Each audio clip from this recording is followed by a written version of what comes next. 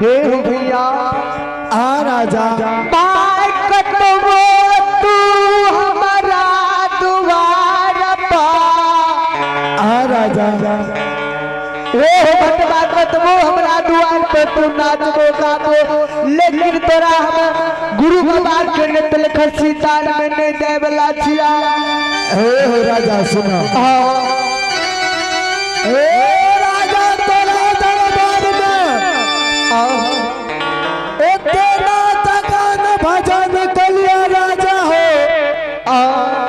तैयो तोरा ममता नहीं लागे छ राजा हे हो पमरिया आ राजा तोरा जब हम कह दलिया हे हो पमरिया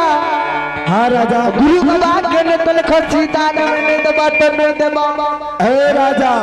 ये प्राण मने बोलिए हमरा से सत्य के लो ये सत्य के पालन करो राजा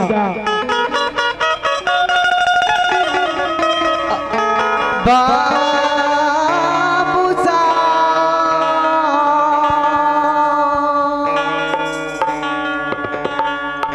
हे हो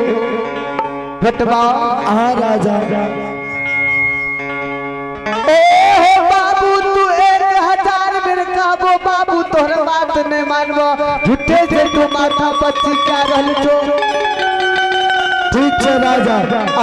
हे भटिया राजा रानी के मन में गौरव भाग ले दान में नहीं देते राजा दान बकरी के गुरु बाबा के नेतल बकरी दान में नहीं देते रानी से रानी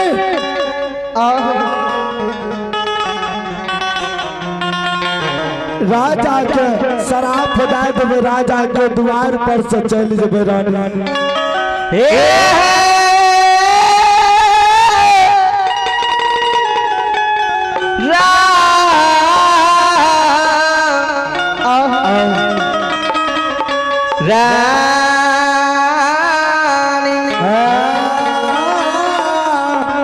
आगे साथी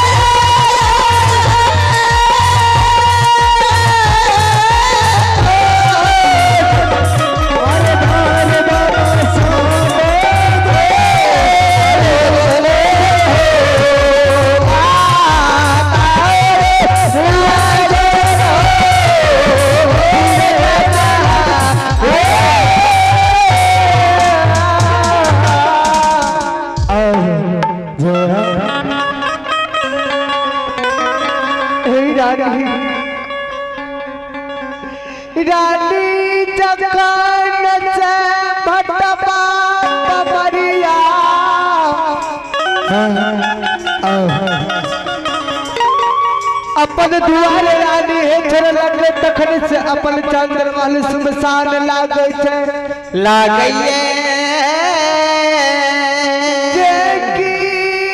भट्टा बाप मरिया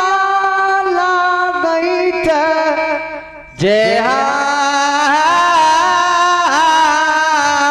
राजा तोरा बेटा के मार दबा हे रानी आ चंद्रमहल सुनसान लागैया हमर दिल में सान मारैया हे रानी से रानी तू अते रुका 10 मिनट हम एक मेरे बेटा के देख के आबै छिया हे रानी आप